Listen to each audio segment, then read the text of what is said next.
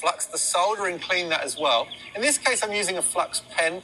It doesn't really matter what you use. The flux just helps the solder to flow. I'm going to use an ice cube, but I've actually drilled a pilot hole and then reamed out the surface, and I'm slipping it over the top of the can just to keep that area cold. And now that everything's nice and clean, it's been fluxed, push the stem into the can and then use some propane or MAP gas, whatever you've got. Every few seconds, move the heat away and just press that solder between the valve stem and the can itself. And eventually it will melt and it will absorb in. You don't want to heat the solder because you're going to get a cold joint. And now in this case, because it's always going to be on show, I've just got a bit of Scotch-Brite and I'm going to clean up any of that burnt area around the nozzle or valve. And now I'm just going to fill this back up with a bit of water, pop the Schrader valve back in place again, and then I'm going to put very low pressure in, just a few PSI. Get a bit of soapy water and spray around the Schrader valve and just make sure you're not getting any leaks anywhere. In this case, everything's holding really nice and tight. And now